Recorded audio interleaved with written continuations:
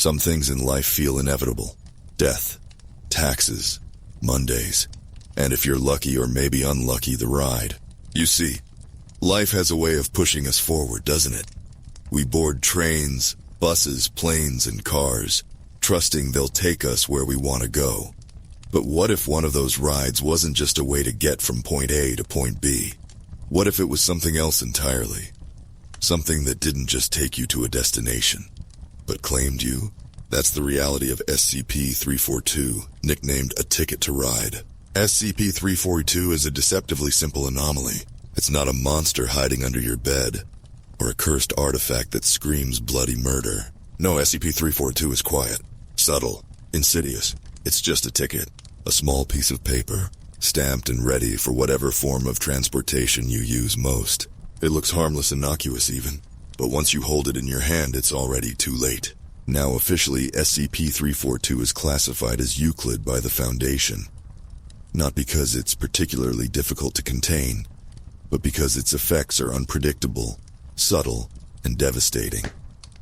Think of it as a silent assassin, harmless until activated, but once it is, well, let's just say you won't be catching the 6 RPM home. The SCP Foundation, in all its infinite wisdom and resources, has locked SCP-342 away in a high-value storage facility. It's sealed inside a simple envelope which is stapled into a case file folder. That folder is locked in a secure filing cabinet behind layers of biological, chemical, memetic, and physical defenses. Basically, it's under more security than a president's motorcade, and for good reason. Here's the deal. As long as no one touches SCP-342, it's safe.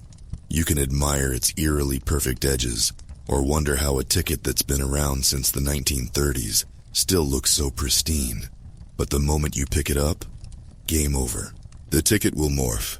It'll become a train pass, a bus fare, a subway stub, whatever your preferred mode of transportation is. And here's the kicker. Once you use it, there's no getting off that ride. Here's where things get interesting.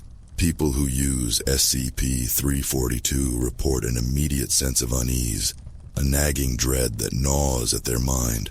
But they always use it. They always board the train, bus, or whatever vehicle the ticket demands. It's like an invisible hand is pushing them forward, no matter how hard they resist.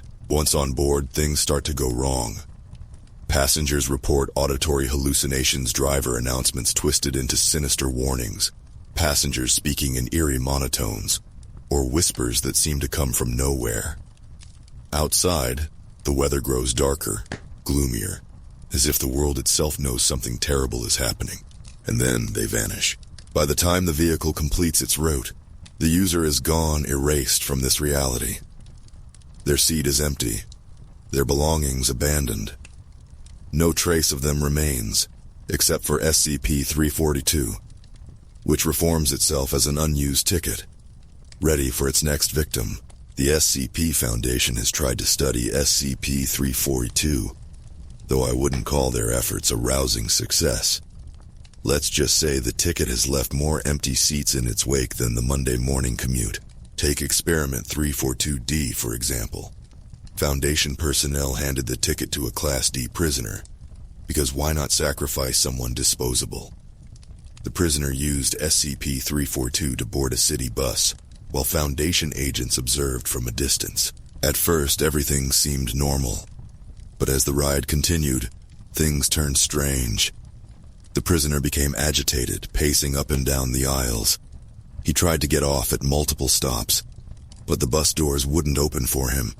No one else seemed to notice his panic except for a few passengers who claimed to feel uneasy and got off early. By the end of the route, the prisoner was clawing at the windows, screaming for help. When the bus finally stopped, he was gone. Just gone. The Foundation interviewed other passengers afterward. Some said they hadn't noticed anything unusual. Others described feeling a weird pressure or bad vibes. And one teenage boy claimed to have seen the prisoner dragged back onto the bus by invisible hands.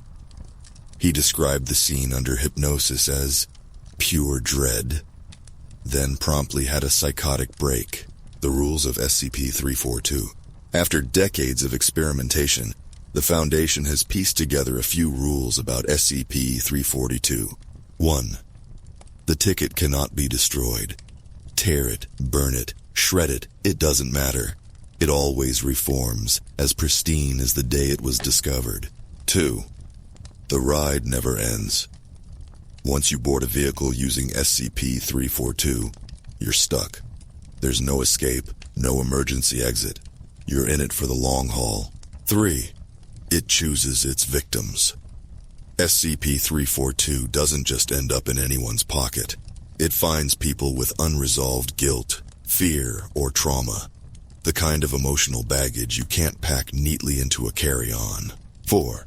It thrives on despair. The more you struggle, the more SCP-342 seems to feed off your fear. The ticket's origins are murky, though Foundation records trace it back to Chicago in 1936. That's when the first disappearance linked to SCP-342 occurred. A factory worker who used the ticket to board a trolley and was never seen again. Since then, it's popped up sporadically, leaving a trail of missing persons across the globe. Each time it finds someone new, someone vulnerable, and lures them onto their final ride. One of the most infamous incidents was the Dr. Lank incident. In 2007, a Foundation scientist accidentally validated SCP-342 for travel, leading to a 6-month containment breach. During that time, the ticket claimed several New York City civilians before it was finally recovered. The Foundation had to pose as transit authority officials, using impersonation, threats, and even lethal force to retrieve the object. The kicker? SCP-342 doesn't care about the chaos it causes. It's not malicious, not angry. It's just there, quietly pulling people into its endless, twisted game. You might be wondering, why should I care? I'm not hopping on a random bus anytime soon. And sure, maybe you're safe for now. But SCP-342 isn't just a ticket. It's a reminder of how fragile we are, how easily we fall into the routines of life without questioning them. How many of us board trains or buses every day without a second thought? How many of us trust that we'll get off at the right stop, that we're in control of our own journey? SCP-342 doesn't just take you on a ride. It forces you to confront everything you've tried to bury: your guilt, your fears, your regrets. And for most people, that's a ride they'll never survive. So what happens when someone finds SCP-342? What does it feel like to step onto a train, knowing you'll never step off again? Let me tell you a story. It begins with a man named Derek. A man who thought he was just having a bad day. A man who found a ticket in his pocket. And a man who boarded a train he should have never gotten on.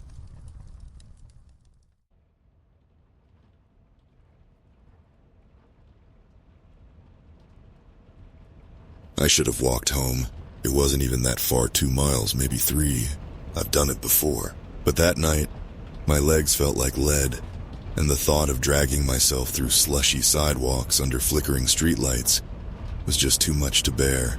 The weight of another crappy day at work pressed down on me, a nagging voice in my head reminding me I was one more late report away from getting fired. When I reached into my coat pocket, I found it. At first, I thought it was trash, just a crumpled scrap of paper. But when I smoothed it out, it wasn't just any piece of paper. It was a subway ticket. Not just any subway ticket. It was stamped, dated, and marked for tonight. The station printed on it was one I passed every day but had never used. I froze for a moment, staring at the thing. The ink looking fresh, almost wet. I don't remember buying it. I should have tossed it.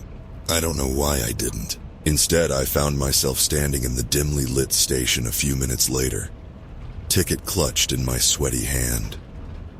The whole place had this sterile emptiness. No bustling crowds.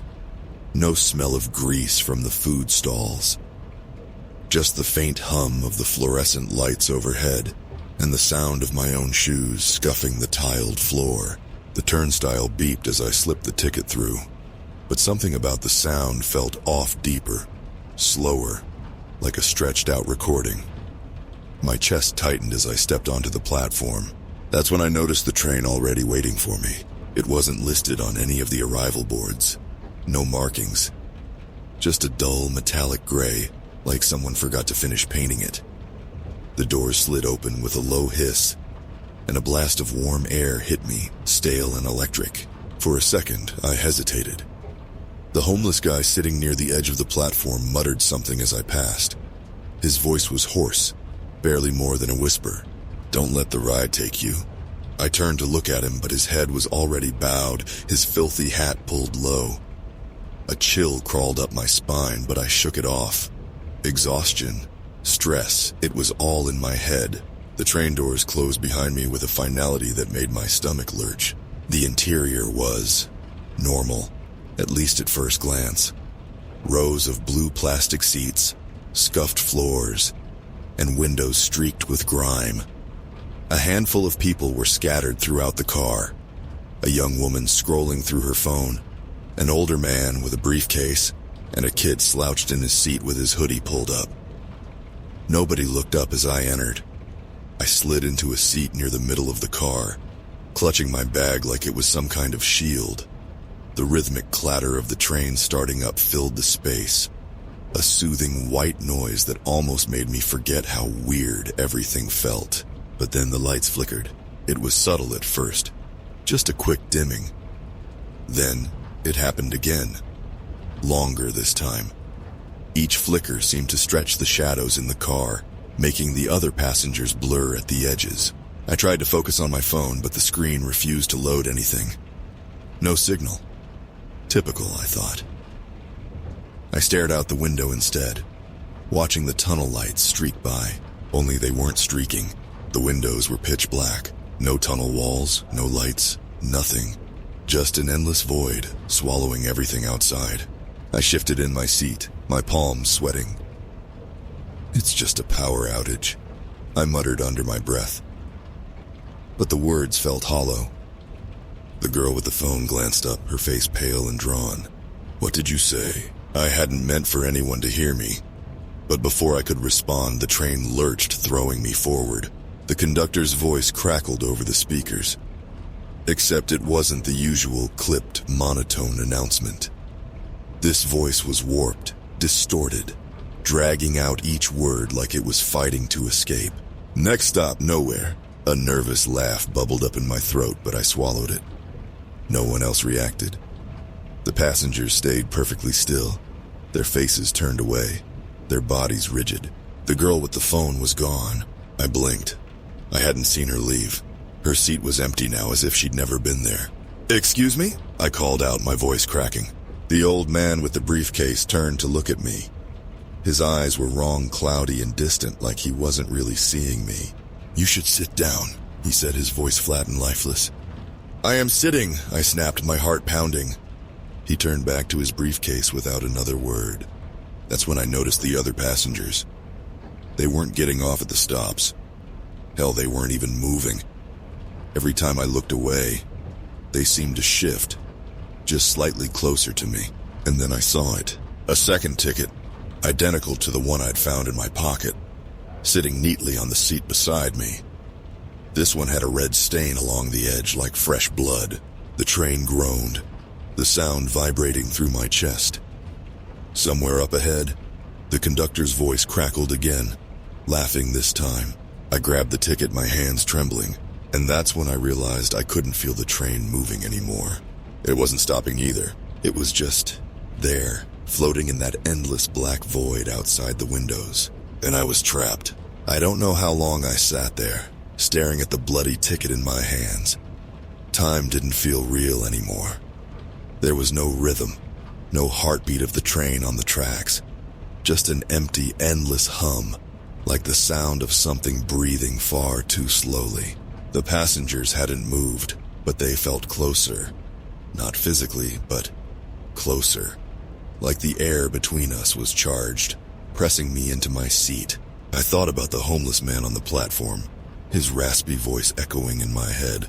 "Don't let the ride take you." "What the hell does that mean?" I muttered, gripping the ticket tightly.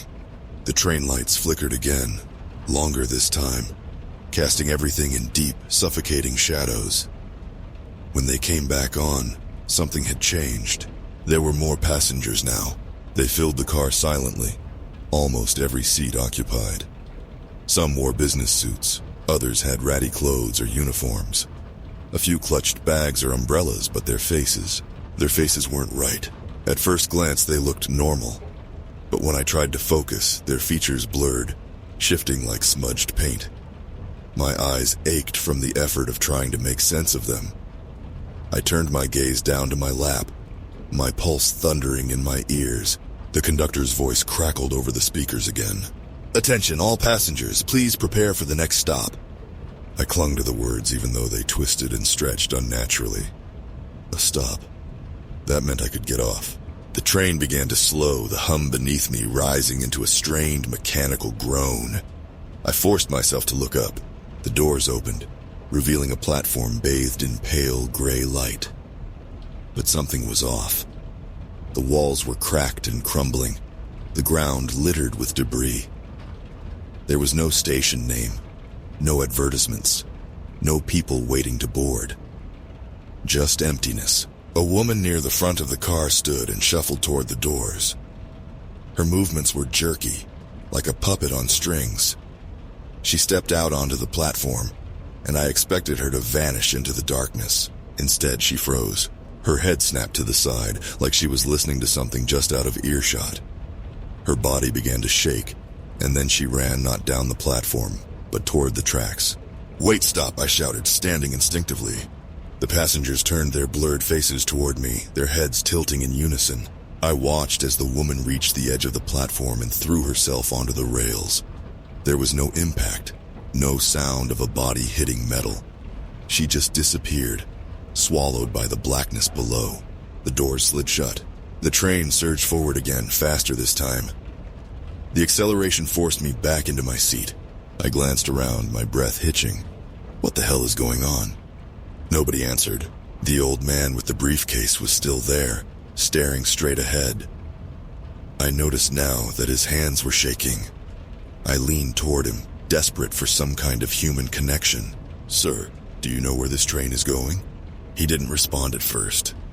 Then slowly his head turned toward me. "You can't leave," he said quietly.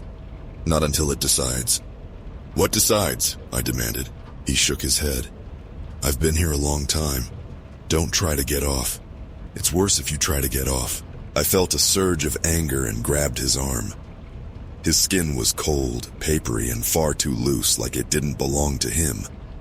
"What do you mean, worse? Just tell me what's happening." His mouth opened, but before he could speak, the train lights flickered again. And this time, they didn't come back on right away. The car plunged into darkness, the air thick and suffocating. I heard whispers all around me, low and guttural, like dozens of voices speaking at once. When the lights finally returned, the old man was gone. His briefcase sat on the floor, open and empty. I stumbled to my feet, panic taking over. The walls of the train seemed to close in, the space warping and twisting like I was trapped inside a living thing. I made my way to the nearest door, slamming my hands against the glass. The void outside pressed back, a suffocating blackness that seemed to pulse with every frantic beat of my heart. A deep, distorted laugh filled the car. The speakers crackled to life again. "Nowhere, we're going nowhere!" "Shut up!" I screamed, slamming my fist into the door. "Let me off this goddamn train!" The train didn't slow. If anything, it sped up, the vibrations rattling my teeth. The lights flickered more violently, plunging the car into strobe-like chaos. In the flashing light, I saw glimpses of the passengers. They were standing now, their blurred faces staring directly at me. Their arms hung limply at their sides, their bodies swaying with the motion of the train. And then as one, they began to walk toward me. I backed away, my legs hitting one of the seats. "Stay back," I warned, though my voice shook. The passengers didn't stop. Their movements were unnatural, stiff and jerky. The whispers grew louder, overlapping into a deafening cacophony. I tripped over the briefcase, landing hard on the floor. The bloody ticket slipped from my hand, landing inches away. One of the passengers reached for me, its blurred face leaning close. "No," I whispered, my chest heaving. "No, no, no." The train screeched, the sound like metal grinding against bone, and then silence. When I opened my eyes, the passengers were back in their seats. The bloody ticket was gone, and in its place, tucked into my coat pocket, was a brand new one, stamped, dated, for tomorrow. I didn't sleep that night. When the train finally stopped, I bolted out, practically throwing myself onto the platform. I didn't even look back to see if the other passengers followed me. I just ran. The fresh air should have been a relief, but it wasn't. Something about the city felt wrong. The streets were too empty, the lights too dim, the air too heavy. It was like I'd stepped into a faded photocopy of reality. I didn't go home. I couldn't. The thought of being alone in my apartment, of hearing the silence pressing against the walls, it was unbearable. Instead, I found myself wandering aimlessly, trying to shake off the suffocating feeling that clung to me. But no matter how far I walked, I couldn't escape the sensation that I was being watched. Eventually, I collapsed onto a bench at some forgotten park, the kind of place that had probably been beautiful once but now reeked of neglect. I slumped forward, my head in my hands, trying to make sense of what had happened. That's when I noticed it, the ticket. It was back in my pocket, smooth and pristine like it had never been touched. "No," I whispered, pulling it out with trembling fingers. The stamp was fresh, the date clear. Tonight. I tore it to shreds. The pieces fluttered to the ground, and for a moment, I felt like I could breathe again. But as I stood to leave, something caught my eye. The scraps of paper were gone, not scattered by the wind or trampled into the dirt. Gone. My pocket felt heavier. I didn't need to look to know it was back. The station was exactly how I'd left it. Quiet, still, empty. I told myself I wasn't going to get on the train. I wasn't going to let it win. But when I reached the turnstile, my feet moved on their own, like some invisible thread was pulling me forward. The train arrived the second I stepped onto the platform. Same dull, metallic gray, the same hiss of the doors sliding open. This time I hesitated. The homeless man was gone, but his warning echoed in my mind. Don't let the ride take you. The thought of stepping inside made my skin crawl, but what was the alternative? The ticket wasn't going to leave me alone, so I boarded. The interior was exactly as I remembered it, down to the faint smell of stale air in the grime-streaked windows. The passengers were there too, sitting in their usual scattered positions, but this time their faces were even worse. At first glance, they seemed human, but when I looked closer, the details blurred, shifting and distorting like something was scrambling my perception. It made my stomach churn just to look at them. I sat down near the middle of the car, my hands gripping the edge of the seat. The train lurched forward, the familiar hum of the engine vibrating beneath me. "Just get through this," I muttered under my breath. "It's just a ride. You'll get off at the next stop and it'll be over." The words sounded hollow, even to me. The first stop came and went, but no one got off. I stared out the window, expecting to see a platform, a station name, something. But there was nothing outside. Just that same endless black void. The lights flickered, and when they came back, the seat across from me was occupied. It was the homeless man. His head was bowed, his hands clasped tightly together like he was praying. When he finally looked up, his eyes were empty sockets, dark and bottomless. "I told you not to let the ride take you," he rasped. "I don't have a choice," I snapped, my voice shaking. "It won't let me go." He tilted his head like he was considering this. "It doesn't let anyone go.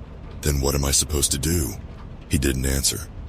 Instead, he reached into his coat and pulled out a cracked mirror, holding it up to me. "Look, I didn't want to. But something about the way he held it, the way the glass seemed to shimmer with its own light, drew me in. When I looked into the mirror, I didn't see my reflection. I saw the train. It was moving through an endless landscape of shadows, its metal warped and pulsating like a living thing. The windows were lined with faces, distorted, blurred faces, their mouths stretched into silent screams. And then I saw myself. I was sitting in the conductor's seat, my hands gripping the controls. My face was blank, expressionless. my eyes staring straight ahead. I jerked back, the mirror slipping from the homeless man's hands and shattering on the floor.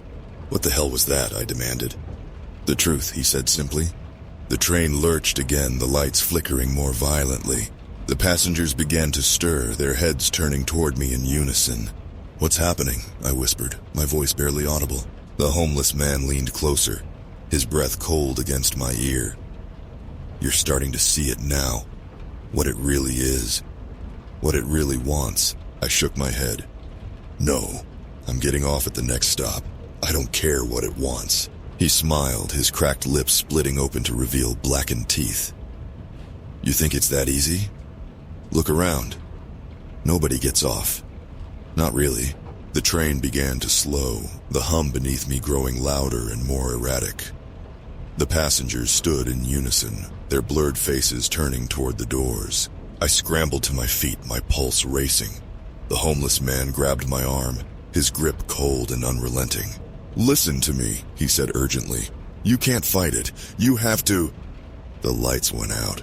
When they came back on, the homeless man was gone. So were all the other passengers, and I was alone. The voice on the intercom crackled to life again, dripping with static and something worse, something oily, slithering beneath the distortion. "Welcome to the conductor's car, Derek." Hearing my name made my skin crawl. I gripped the nearest pole to steady myself as the train groaned and shuddered like it was alive. "No," I whispered. "No, no, no." The intercom hissed again, that warped voice stretching out the syllables like a child playing with a dying cassette tape. "We've been expecting you." I turned in every direction, my eyes scanning the empty car for any sign of the other passengers, or anything that could explain what the hell was happening. Empty, except for the door leading to the conductor's compartment at the front of the train. It shouldn't have been open, but it was. The flickering light spilled into the narrow space beyond, casting long, twitching shadows along the walls. Every instinct I had screamed at me to sit back down, to stay as far away from that door as possible. But my feet moved anyway, carrying me forward like I was sleepwalking.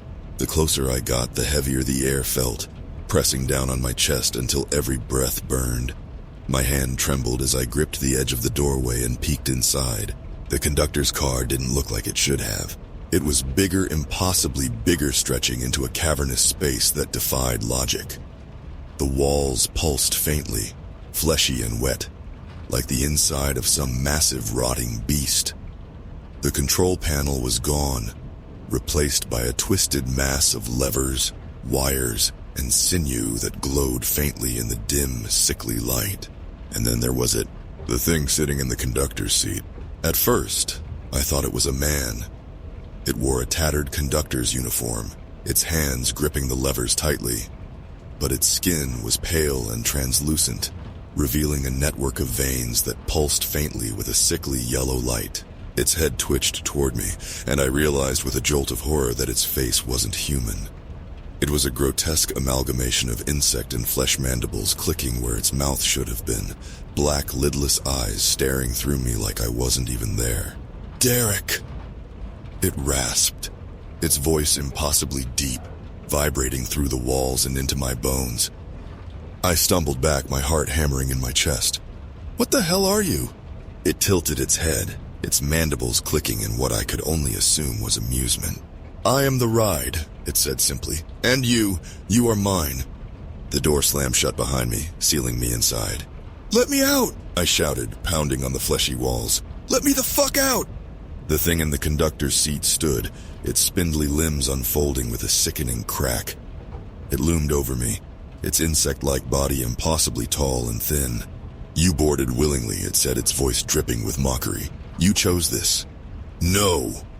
I backed away, my breath coming in shallow gasps. "I didn't choose anything. I didn't even buy the goddamn ticket." It laughed, a deep, guttural sound that echoed endlessly in the cavernous space. "You all say that," it hissed, stepping closer. "But the truth is, you were always destined to ride. Your guilt brought you here. Your fear kept you here." I shook my head, tears streaming down my face. This isn't real. It can't be real. The conductor reached out with one long clawed hand, brushing its cold, jagged fingers against my face. "Oh, but it is. And now, Derek, now you will drive." The walls around me shifted, folding in on themselves like living tissue. I felt something wrap around my wrists and ankles, pulling me toward the grotesque control panel. "No!" I screamed, struggling against the invisible force. "Let me go!" The conductor loomed over me, its mandibles twitching in delight. "Your life is no longer your own," it said. "You will ride, and when your body fails, when your mind collapses, we will find another to take your place." I thrashed wildly, my hands gripping the edge of the panel as the fleshy cables tightened around me. And then I saw it, my reflection in the cracked, grimy window of the car. It wasn't me. It was him. The reflection stared back at me, its eyes black and empty, its face twisted into a grotesque, leering grin.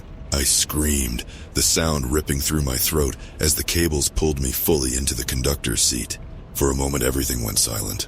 I sat there, paralyzed, staring at the controls. My hands were frozen, gripping the levers tightly, even though I wasn't moving them. The intercom crackled to life again. "Welcome to the Shadow Train," the conductor's voice whispered, now coming from everywhere and nowhere. "Enjoy the ride." The train surged forward faster than ever, the walls stretching and distorting around me. I felt the controls move beneath my fingers, as though guided by some unseen force. Outside the windows, the black void twisted and churned, faint shapes flickering in the distance. I wasn't in control, but somehow I knew where we were going, and I knew I wasn't coming back. I don't know how long I've been sitting here. Time doesn't work the same way on this train. There's no clock, no sun, no stars, just the endless void outside the windows, twisting and pulsing like it's alive. The controls beneath my hands move on their own, pulling levers, turning dials. I'm just here, an unwilling passenger in my own body. The worst part, I can still see them. The passengers, they're scattered throughout the cars behind me, their blurred faces turned toward the windows, staring out into the nothingness. I know they aren't alive, not really. They're part of the train now, pieces of it, like organs in a massive rotting body, and yet I can feel them watching me. The first thing I learned as the new conductor is that the train has rules. They aren't written down anywhere, but I feel them, etched into my mind like scars. They're absolute, unbreakable. Rule number 1, the train doesn't stop unless it wants to. I tried, in the beginning. I pulled every lever, twisted every dial, slammed my fists against the console until my knuckles bled. But the train didn't slow. If anything, it sped up, hurtling through the darkness like it was taunting me. Rule number 2, passengers can board, but they can't leave. I've watched it happen, over and over. The train pulls into a station, an empty, desolate place that looks like it hasn't seen sunlight in decades. Someone steps on, clutching their ticket, their eyes hollow and filled with dread. They always sit down without a word, their blurred faces blending into the others. None of them ever get off. Rule number 3, the conductor must ride until replaced. This one haunts me the most. It's not just a rule, it's a sentence. A life sentence. No, worse. The vision started on the 3rd day. At least, I think it was the 3rd day. Time is slippery here, like trying to hold water in your hands. It happened when I looked out the window. For a split second, the void peeled back, revealing something else. A memory. It wasn't mine. I saw a young woman sitting in her apartment, clutching a framed photo of her family. She was crying, her shoulders shaking, the sound muffled by the roar of the train. She looked up, her tear-streaked face filled with fear, and then she was gone, replaced by the empty, endless blackness. I gasped, my hands gripping the controls tightly. The train groaned in response, the walls trembling like it was laughing at me. The visions came more frequently after that. Each time I looked out the window, I saw fragments of lives that didn't belong to me. Moments of pain, regret, fear. A man on a rainy street shouting into his phone. A child hiding under a bed, clutching a stuffed animal. An old woman staring at an empty chair across from her dining table. They were the passengers. Their lives, their memories, their suffering trapped here, feeding the train. I don't know how many days passed before I started hearing the whispers. They came from the walls at first, low and guttural, like the train was speaking in a language I couldn't understand. Then they moved closer. One night, if you can call it night, I heard them behind me. Soft, indistinct murmurs just on the edge of hearing. When I turned around, the car was empty, but the whispers didn't stop. "Help us," they said. I clenched my teeth, gripping the controls until my knuckles turned white. "I can't," I muttered. "I can't even help myself." "You have to," they insisted. "You're the conductor now. You can change the rules." The train jolted violently, throwing me against the console. The whispers fell silent, replaced by the hiss of the intercom. "You cannot defy the ride," the voice snarled, dripping with malice.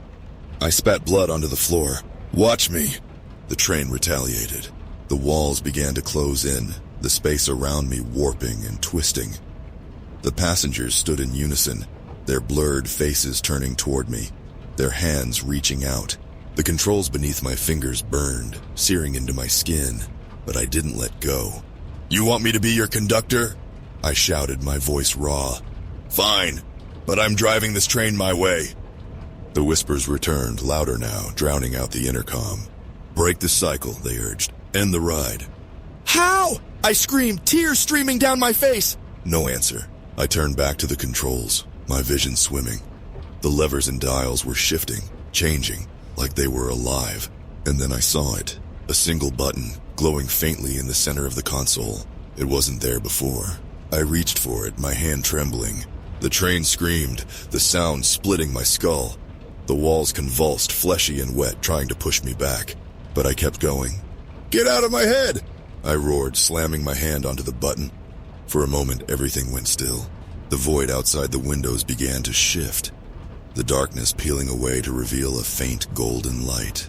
The passengers changed. Their faces became clear, their features sharp and human again. They looked at me with wide, hopeful eyes. "Thank you," one of them whispered. And then the train exploded. I woke up coughing, my lungs burning like I'd inhaled fire.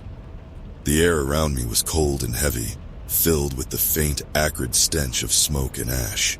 When I opened my eyes, I was no longer on the train. I was lying on the cracked floor of a station platform, though calling it a station felt like a stretch. The walls were jagged and crumbling, streaked with something dark and oily that dripped into stagnant puddles at my feet. The only light came from an old flickering sign above the platform that read, "End of the line." The train was gone. For a moment, I let myself believe it was over, that I had somehow broken free. But then I heard them, the whispers. They surrounded me, rising and falling like a tide, coming from every shadow, every corner of the desolate station. "Help us!" I stumbled to my feet, my legs shaking. "Where are you?" I shouted, my voice echoing off the cracked walls. "Who's there?" The whispers grew louder, overlapping into a cacophony of pleading voices. "We're still here, trapped. You promised to save us." I turned in every direction, but the station was empty. The benches were broken, the tracks rusted and warped. No one was there. "No," I whispered, backing away. "I hit the button. I stopped the train. You should all be free." The air grew colder, the shadows stretching toward me like grasping hands. "You cannot escape," one voice hissed, low and guttural. My back hit the wall. "You are the conductor now." A loud screech pierced the air, the sound of metal grinding against metal. I turned toward the tracks, my breath hitching. A light flickered in the distance, growing brighter, closer. Another train. It wasn't like the one I'd been trapped on. This one was older, rusted and decayed, its windows shattered, its metal warped like it had been left to rot for decades. The train pulled into the station with a bone-rattling groan, its brakes screeching in protest. The doors slid open, releasing a blast of cold air that stank of mildew and death. I stared at the empty doorway, my heart pounding. "No," I said, shaking my head. "I'm not getting on. You can't make me." The whispers laughed, low and mocking. "You don't have a choice." The shadows around me began to shift, taking on shapes, vague humanoid forms that loomed over me, their eyes glowing faintly in the darkness. They moved closer, their voices growing louder, overlapping in an indecipherable roar. "Get on the train," they commanded. I tried to run, but the shadows closed in, their icy hands gripping my arms. my legs dragging me toward the open doors. "No!" I screamed, thrashing against them. "Let me go!" The shadows didn't relent. They pulled me onto the train, their grip cold and unyielding. As soon as I crossed the threshold, the doors slammed shut behind me. The interior of the train was worse than the last one. The walls were rusted and covered in scratches, like someone had tried to claw their way out. The seats were torn and stained, and the air was thick with the smell of decay. And the passengers, they weren't blurred this time. They were skeletal, their flesh hanging from their bones in tattered strips. Their hollow eyes fixed on me as I stumbled down the aisle. One of them reached out, its bony fingers brushing against my arm. "It never ends," it rasped, its voice dry and cracked. I backed away, my chest tightening. "What is this?" Another passenger turned toward me, its neck creaking like an old hinge. "The conductor always rides," it whispered, "until the end of the line." The train lurched forward, the motion almost knocking me off my feet. The windows were dark again, but this time I could see faint shapes moving in the blackness, twisted, writhing things that pressed against the glass, their grotesque faces leering at me. I stumbled into an empty seat, my head in my hands. "This isn't happening," I muttered. "This isn't real." The intercom crackled to life. "Oh, it's very real," the voice said, dripping with malice. "And you, Derek, have so much farther to go." The train picked up speed, the vibrations rattling through my bones. The passengers began to sway in unison, their hollow eyes glowing faintly in the dim light. I closed my eyes, trying to block it all out, but the whispers clawed at my mind, relentless and unyielding. "Save us," they begged. "End it." "I don't know how," I shouted, my voice cracking. The intercom crackled again, the voice laughing cruelly. "There is no escape, Derek, no salvation, no end. Only the ride." I felt something cold and sharp press against my chest. Opening my eyes, I saw one of the skeletal passengers holding a knife, its blade rusted and jagged. "Take it," it rasped, pushing the knife into my hands. I stared at the blade, my heart racing. What am I supposed to do with this? "End it," the passenger said. "For yourself, or for us. It's the only way." The train began to shake violently, the walls groaning as the lights flickered. The passengers stood, their hollow eyes fixed on me. The voice on the intercom roared, its malice filling the air. "You cannot defy the ride!" I gripped the knife tightly, my knuckles white. If I didn't do something, I'd be trapped here forever. I looked around at the passengers, their skeletal faces filled with desperate hope, and then I plunged the knife into the console. The train screamed, the walls convulsed, the lights exploding in bursts of blinding white. The passengers let out a collective wail, their bodies disintegrating into ash that swirled through the air. The knife burned in my hand, searing into my skin, but I held on, twisting it deeper into the console. "You fool!" the voice roared, its fury shaking the entire train. "You think this will free you?" The train began to collapse, the floor splitting apart to reveal the endless void below. I held on to the knife even as the darkness reached for me, its icy tendrils wrapping around my legs. And then everything went black. I woke up in silence. For the first time in what felt like an eternity, there was no sound, no groaning metal, no distorted announcements, no whispers clawing at my mind. Just nothing. I opened my eyes and found myself in a station. It wasn't like the others I'd seen. This one was pristine, untouched by decay or darkness. The walls were smooth and white, the floor polished to a mirror shine. A faint golden light suffused the space, warm and inviting, but somehow hollow. The platform stretched endlessly in both directions, curving gently into the distance. There were no trains, no tracks, just an empty expanse of smooth white tile, and I was alone, or so I thought. "Derek." The voice came from behind me, soft and calm. I turned and saw him, the homeless man from the first station, except he wasn't hunched and ragged anymore. He stood tall, his clothes clean and crisp, his face clear and sharp. But his eyes were still hollow, dark pits that seemed to swallow the light around them. "What is this place?" I asked, my voice trembling. He smiled faintly. "The final stop." I took a shaky step toward him. Did I? Did I break the train? Did I free them? His smile faded. You stopped one train, but the ride isn't over, Derek. It's never over. My stomach sank. What do you mean? I destroyed it. I saw it collapse. He tilted his head, his gaze piercing. You think the train is just a machine? A thing you can destroy with a knife? I clenched my fists. Then what the hell is it? He gestured toward the platform, and for the first time, I noticed faint shapes in the distance, figures moving in the golden light. The train is a cycle, he said. A reflection of everything you've run from. Your guilt, your fear, your regrets. It feeds on those things, just like it fed on you. The figures grew clearer as they approached passengers. Hundreds of them, their faces sharp and human now. Their eyes wide with confusion and fear. They're the ones who didn't make it, he continued. The ones who gave in. And now, they're here, waiting for the next train. I shook my head, backing away. No, I freed them. I saw them disappear. They're supposed to be free. Freedom isn't so simple, he said quietly. You can't break the cycle unless you confront what brought you here. The figures drew closer, their faces familiar now. The young woman clutching the photo, the man shouting into his phone, the child with the stuffed animal. And then I saw her. She stood at the front of the group, her hair falling in soft waves over her shoulders, her eyes filled with sadness. My breath caught in my throat. Emma, my wife. She stepped forward, her gaze locked on mine. Derek. I stumbled toward her, my heart hammering in my chest. You're not real. You can't be real. She reached out, her fingers brushing against mine. Her touch was warm, familiar, and it shattered me. You didn't save me, she said softly, tears streaming down her face.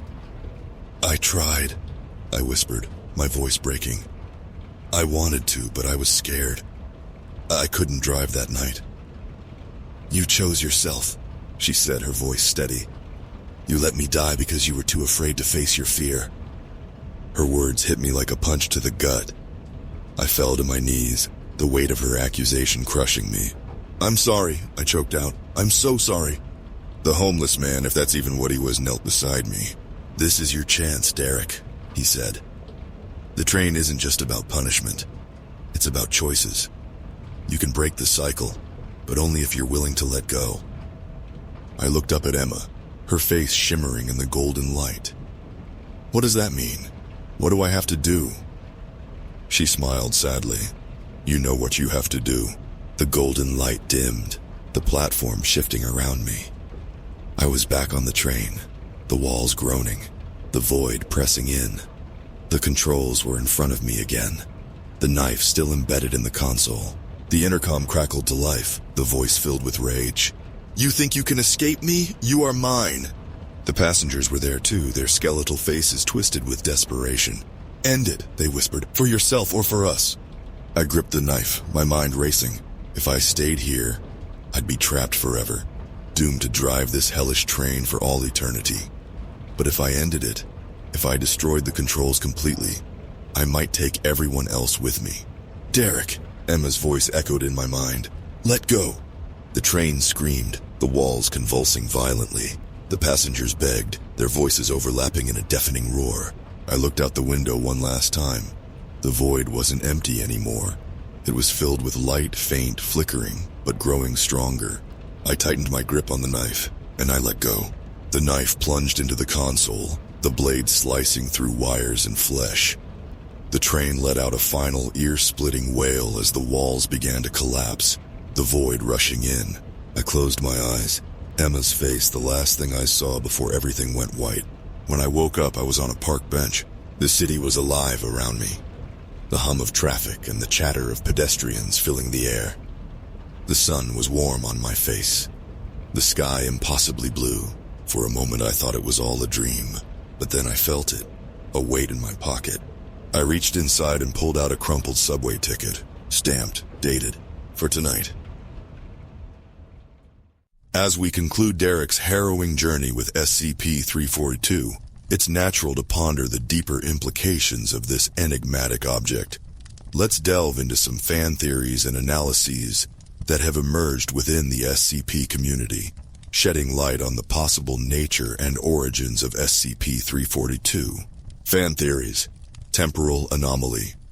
Theory. Some enthusiasts speculate that SCP-342 might be a temporal anomaly, transporting its users to different points in time, or trapping them in a time loop. This theory arises from the consistent disappearances of individuals who use the ticket, suggesting they might be displaced in time rather than simply vanishing. Sentient entity hypothesis. Another popular theory posits that SCP-342 is a sentient entity that feeds on the psychological distress of its victims. By compelling individuals to board a vehicle and subsequently trapping them, it induces fear and despair, which it then consumes as a form of sustenance. Interdimensional gateway concept. There's also speculation that SCP-342 serves as a portal to another dimension or reality. Users don't just disappear, they're transported to an alternate realm, perhaps one that mirrors our own but operates under different laws of physics or metaphysics. SCP-342's allure lies in its simplicity, a mere ticket that leads to an unknown fate. This unassuming nature taps into primal fears, the dread of the mundane turning sinister, and the anxiety of losing control over one's destiny. The object's ability to adapt its form to the user's preferred mode of transportation adds a personalized touch to its menace, making it universally relatable and terrifying. The Foundation's classification of SCP-342 as Euclid underscores the challenges in containing and understanding it. Euclid-class objects are unpredictable, and SCP-342's behavior exemplifies this unpredictability. Its resistance to destruction and tendency to reappear after containment breaches highlight the persistent threat it poses. Moreover, SCP-342's interactions with individuals suggest a deeper psychological component. It appears to target those with unresolved guilt or trauma, perhaps exploiting their vulnerabilities to ensure compliance. This characteristic raises questions about the object's awareness and intent, blurring the line between inanimate object and conscious entity. The most terrifying aspect might be its patience. It doesn't need to chase victims. It simply waits for someone to use it, knowing that eventually, someone will. In that way, it's like fate itself, inevitable, patient, and absolute.